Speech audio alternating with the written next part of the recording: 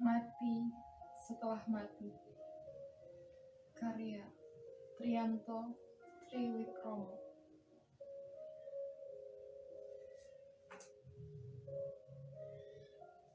Banyak orang,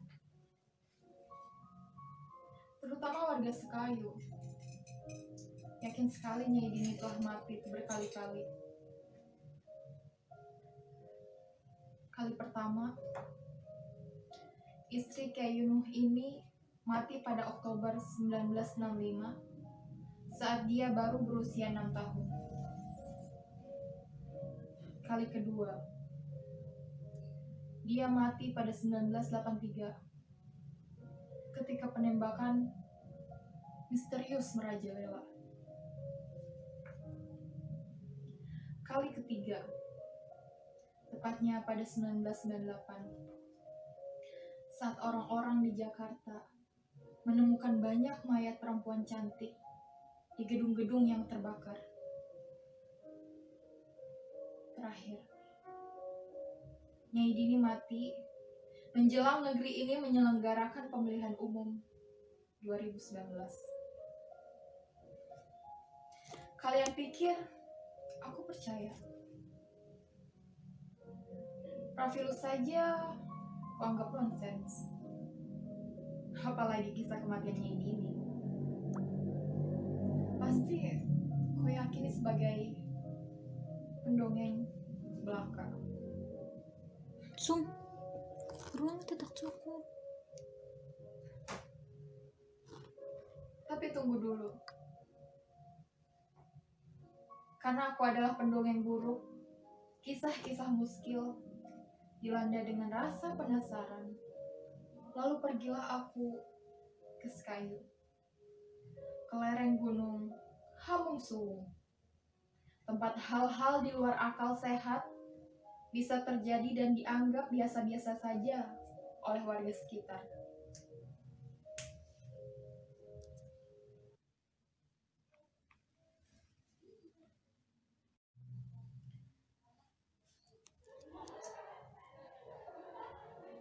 Sadra bercerita, mula-mula Dini mati akibat dibatuk ular saat bermain bersama teman sebaya di atas jembatan. Dia jatuh ke sungai. Tubuhnya hanyut bersama aneka sampah dan beberapa mayat orang-orang yang dibunuh oleh pasukan siluman Soeharto. Aku bertanya, kok dia bisa hidup lagi? Sadra menjawab, Allah menghidupkan. Dan dia berubah menjadi perempuan yang seakan-akan tidak akan pernah mati. Aku kembali bertanya, kenyataannya dia bisa mati, bukan? Sadra menjawab, dia hanya seakan-akan mati. Saat seorang penembak misterius menembak kepalanya ketika dia menziarahi makam ibunya, 8 jam dia tidak bernapas. 8 jam. Hampir semua warga menganggap nyawanya tidak mungkin diselamatkan. Aku bertanya, nyatanya? Sadra pun menjawab, nyatanya dia bangun dan bilang, Allah telah menghidupkan aku. Bagaimana cara Allah membangkit dia dari kematian? Aku bertanya, penasaran.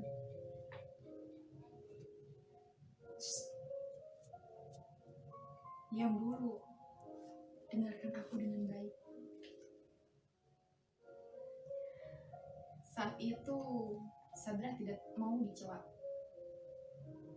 Dia kembali bercerita.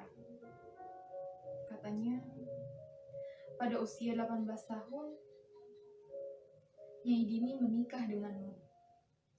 Bersama suami, untuk waktu yang cukup lama, dia mengasuh pondok pesantren. Setelah peristiwa 1983 yang menghebohkan, pada 1998, pesantren Kyai Nuh terbakar. Beberapa santri dan Kyai Nuh ikut terbakar dan tewas. Nyai Dini juga ikut terbakar dan tewas. Seluruh jenazah dikuburkan di makam tak jauh dari pesantren. Akan tetapi, 21 hari kemudian, seseorang serupa Nyai Dini muncul. Dia bilang kepada warga Sekayu, Allah menghidupkan aku. Allah memintaku membangun pesantren lagi bersama kalian. Kata lelaki itu. Aku bilang, aku tetap tidak percaya pada ceritamu, Patua. Patua itu menjawab, percaya atau tidak percaya, itu urusanmu. Bertemu dengan siapapun di Sekayu, kau akan mendapatkan cerita yang sama tentang Nyai Dini. Meskipun kau mungkin tidak percaya pada apapun yang terjadi, warga akan menyambutmu sebagai juru kisah yang akan mewartakan segala peristiwa yang dialami oleh Nyai Dini. Aku terdiam. Bahwa aku lebih suka apapun yang diceritakan oleh Sadrah, si tetua kampung itu. Dia melanjutkan, selalu kau akan mendapatkan cerita Nyai Dini seakan-akan mati pada saat di negeri ini terjadi kematian massal. Karena itu, selalu sesudah Nyai Dini hidup lagi, dia selalu bilang pada warga, aku akan minta Allah menghidupkan siapapun yang telah mati. Tak harus jadi manusia lagi. Jadi macan, terenggiling, hiu, jeruk, apel, sirsak, durian, atau apapun. Itu jadi soal.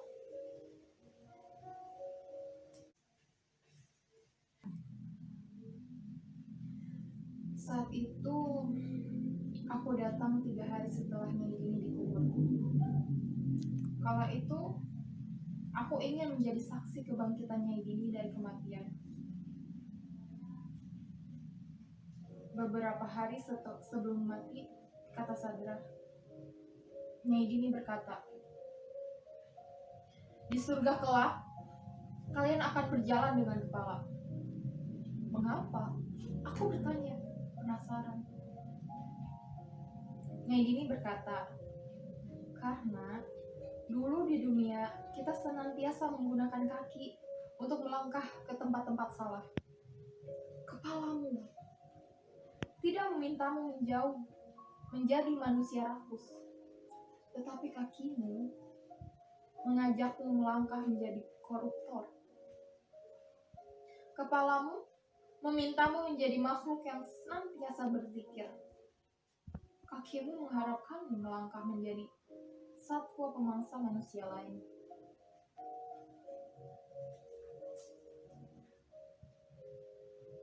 Apakah kau percaya pada seluruh perkataan Nyai Dini? Sadrah bilang, dia percaya. Bahkan jika Nyai Dini bilang, di surga kau akan berjalan tanpa kepala. Aku berkata, kau juga percaya kali ini Nyai Dini dibunuh di pematang sawah hanya karena terlalu sering mendoakan politikus-politikus yang berkunjung ke rumahnya? Sadrah bilang, dia juga percaya. Kau juga percaya kali ini Nyai Dini akan bangkit dari kubur, dan bersama dengan itu mayat-mayat yang dimakamkan secara massal dari segala penjuru akan hidup kembali. Dan Sadrah kembali mengucapkan kata percaya.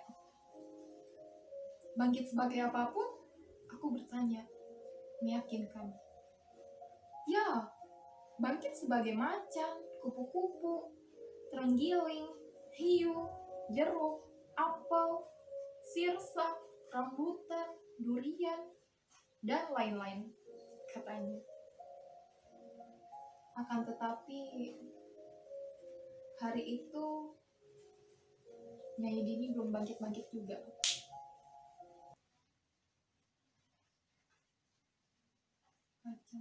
Hari ke-21.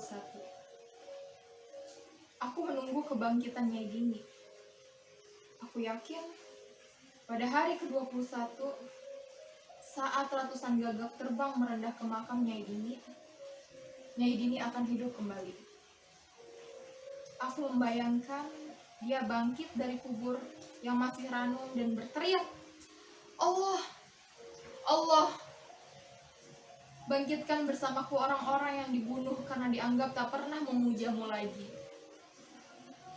Bangkitkan bersamaku orang-orang yang dibunuh karena dianggap merampok milik sesama. Bangkitkan bersamaku perempuan-perempuan kencana yang diperkosa, dianiaya, dan dibakar hanya karena mereka dicipta serupa cipta dewa. Hanya sayang, ditemani oleh penggali kubur yang terus-menerus menggali makam di sebelah kuburan Nyai Dini, dan 3 makhluk bersama Mahayit Satunggal, Bangka Gali, serta Batangsa Sedaya. Aku belum melihat sampai Nyai Dini bakal bangkit dari makam. Mereka bertanya, apakah kau yakin Nyai Dini dibunuh oleh politikus busuk? Apakah kau punya pendapat lain? Kalau sekedar politikus busuk, aku yakin dia tak akan bisa membunuh manusia seperti Nyai Dini. Kau yakin? Kau pikir Israel yang membunuh? Apakah ada yang lebih berdaya dari Israel? Maksudku, Allah sendiri yang membunuh Nyai Dini? Aku diam tak menggubris pertanyaan-pertanyaan itu. Tapi aku tahu apa yang akan kuceritakan kepada khalayak jika mereka bertanya kepadaku dengan pertanyaan yang sama. Aku justru bertanya, kalau Kresna saja bisa membangkitkan Arjuna yang dibunuh oleh Bambang Ekalaya, masa Allah tak bisa menghidupkan makhluk seindah Nyai Dini? Lalu, kalau Allah berkenan menghidupkan Yesus, maka akan berkenan pula Zat Maha Perkasa itu meniupkan roh kehidupan kepada Nyai Dini. Tapi Nyai Dini kan manusia biasa. Siapa bilang dia manusia biasa? Yang jelas, dia bukan nabi. Kau yakin dia bukan nabi? Dia tidak pernah menyampaikan wahyu. Kau yakin dia tidak pernah menyampaikan wahyu? Dia bahkan tidak bisa membaca. Kau yakin dia tidak bisa membaca? Tidak, Jibril tidak pernah mendatangi Nyai Dini, bukan? Kau yakin Jibril tak pernah bercakap-cakap dengannya? Menjawab semua pertanyaan itu, tentu saja aku jawab tidak tahu. Apakah kau tak percaya juga jika ternyata Nyai Dini justru bisa bercakap-cakap dengan Allah secara langsung? Aku tidak percaya. Kau harus percaya. Kalau tidak percaya, maka aku dan Mahayit Satunggal akan menyiksamu. Aku bisa meminta penggali kubur menguburmu hidup-hidup. Kau juga harus percaya betapa Nyai Dini bisa menerima dan mengabarkan wahyu. Teriak Batama Sedaya marah. Dia hanya perempuan. Apakah kau kira perempuan tak bisa menerima wahyu? Meskipun pernah jadi istri Kyai Inu, dia bukan orang suci. Percayalah, Nyai Dini itu lebih suci dari Kyai Inu. Dia hanya bisa disejajarkan dengan Nabi Musa yang main pun bercakap-cakap dengan Allah. Dia lebih dari Nabi Sulaiman karena dia bisa bercakap-cakap dengan segala tumbuhan. Aku tetap tidak percaya. Aku berteriak. Kau harus percaya, teriak Bangka Gali tak kalah keras sambil mendorong tubuhku ke bibir lubang kubur. Aku tak percaya.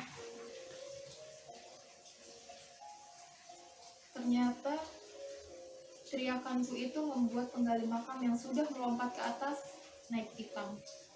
Dengan sangat cepat, dia mengayunkan cangkul ke tengkukku. Aku pun terhuyung-huyung, hampir jatuh ke lubang kubur. Kesempatan itu tak disia-siakan oleh Mahayit. untuk menendang pantatku. Tindakan mahayat yang tidak pernah kuduga itu membuatku tersungkur ke lubang kubur. Itu bukan akhir segalanya.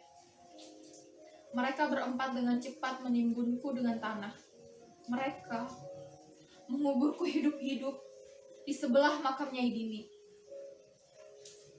Sial. Bagaimana aku bisa menjadi saksi kebangkitan Nyai Dini jika nafasku saja kian sesak oleh timbunan tanah? Bagaimana aku bisa mendengar Nyai Dini yang mungkin saja akan bertiap, "Bangkitlah bersamaku."